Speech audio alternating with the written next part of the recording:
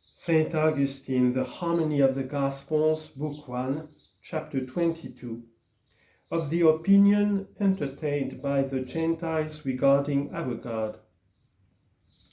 But why do I interrogate men whose native wit has deserted them in answering the question as to who this God is? Some say that he is Saturn. I fancy the reason of that is found in the sanctification of the Sabbath. For those men assign that day to Saturn. But their own Varro, than whom they can point to no man of greater learning among them, thought that the god of the Jews was Jupiter, and he judged that it mattered not what name was employed, provided the same subject was understood under it.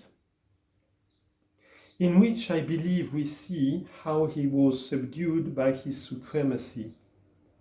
For inasmuch as the Romans are not accustomed to worship any more exalted object than Jupiter, of which fact their capital is the open and sufficient attestation, and deem him to be the king of all gods, when he observed that the Jews worshipped the supreme God, he could not think of any object under that title other than Jupiter himself.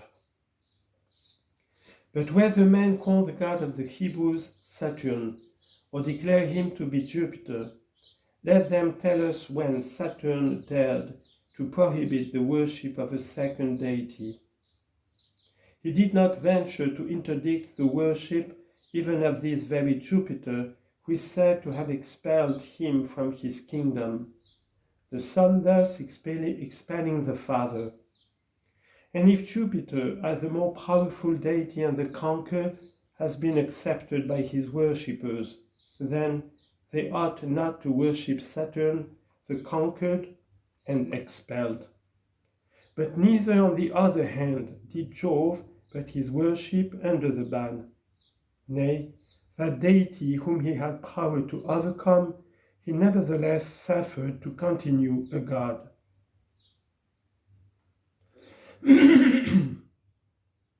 Chapter 23, of the follies which the pagans have indulged in regarding Jupiter and Saturn. These narratives of yours, say they, are but fables which have to be interpreted by the wise, or else they are fit only to be laughed at. But we revere that Jupiter of whom Marot says that all things are full of love,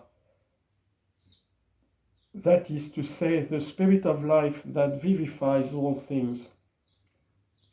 It is not without some reason, therefore, that Varro thought that Jove was worshipped by the Jews, for the God of the Jews says by his prophet, I fill heaven and earth. But what is meant by that which the same poet names ether? How do they take the term? For he speaks thus, then the omnipotent Father Ether, with fertilizing showers, came down into the bosom of his fruitful spouse. From the Georgics of Virgil. They say indeed that this ether is not spirit but a lofty body in which the heaven is stretched above the air.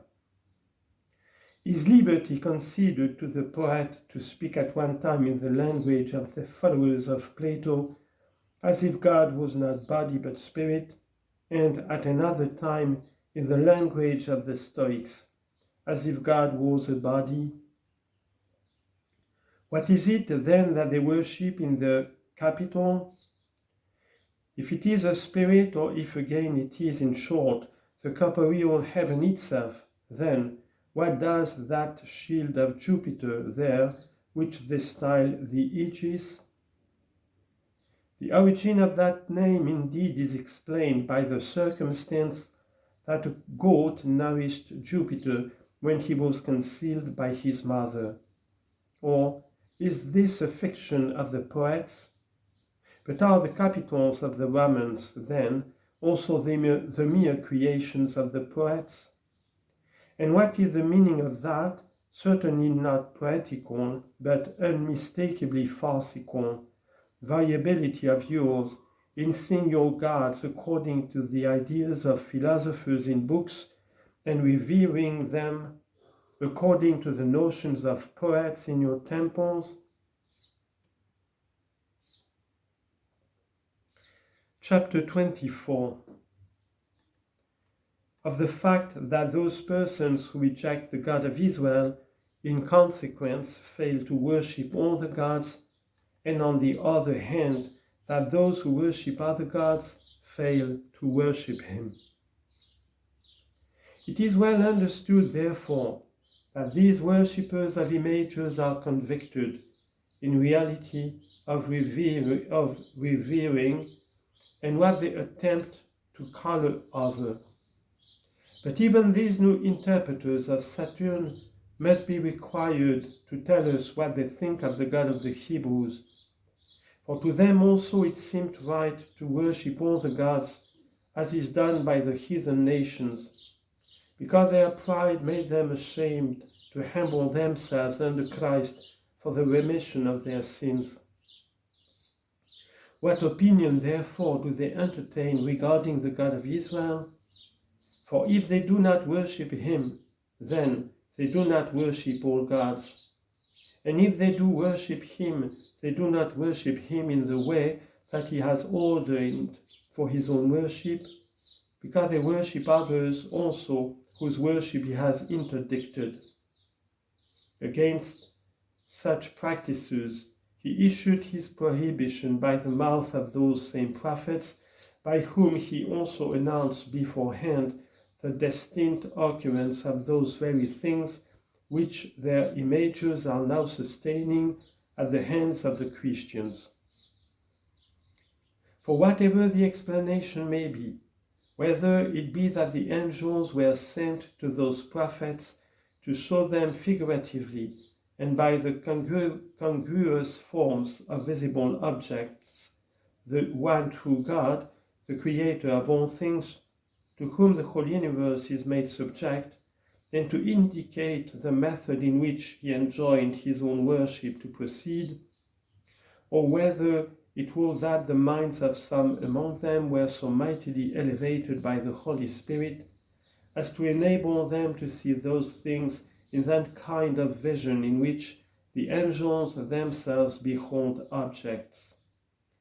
In either case, it is the incontestable fact that they did serve that God who has prohibited the worship of other gods, and moreover, it is equally certain that with the faithfulness of piety in the kingly and in the priestly office, they ministered at once for the good of their country and in the interest of those sacred ordinances which were significant of the coming of Christ as the true King and Priest.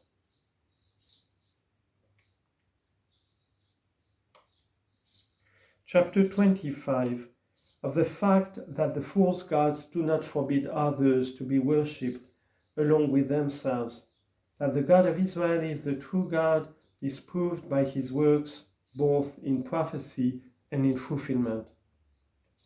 But further, in the case of the gods of the Gentiles, in their willingness to worship whom they exhibit their unwillingness to worship that God who can be worshipped together with them, let them tell us the reason why no one is found in the number of their deities who thinks of interdicting the worship of another, why they institute them in different offices and functions, and hold them to preside each one over objects which pertain properly to his own special province. For if Jupiter does not prohibit the worship of Saturn, because he is not to be taken merely for a man who drove another man, namely his father, out of his kingdom, but either for the body of the heavens, or for the spirit that fills both heaven and earth, and because thus he can't prevent that supernal mind from being worshipped, from which he is said to have emanated. If on the same principle also Saturn can't interdict the worship of Jupiter, because he is not to be supposed to be merely one who was conquered by that other in rebellion, as was the case with a person of the same name, by the hand of someone or other called Jupiter, from whose arms he was fleeing when he came into Italy. And because the primal mind favors the mind that springs from it, yet Vulcan at least might be expected to put under the ban the worship of Mars, the paramour of his wife, and Hercules, which might be thought likely to interdict the worship of Juno, his persecutor. What kind of full consent must subsist among them if even Diana, the chaste virgin, fails to interdict the worship, I do not say merely of Venus, but even to Priapus? For if the same individual decides to be at once a hunter and a farmer, he must be the servant of both these deities, and yet he will be ashamed to do even so much as erect temples for them side by side. But they may aver that by interpretation Diana means a certain virtue, be it what they please, and they may tell us that Priapus really denotes the deity of fecundity, to such an effect that, at any rate, that Juno may well be ashamed to have such a coadjutor in the task of making females fruitful. They may say what they please. They may put any explanation upon these things which in their wisdom they think fit. Only, in spite of all that, the God of Israel will confound all their argumentations. For, in prohibiting all those deities from being worshipped, while his own worship is hindered by none of them, and in at once commanding, foretelling, and effecting destruction for their images and sacred rites, he has shown with sufficient clearness that they are false and lying deities, and that he himself is the one true and truthful God.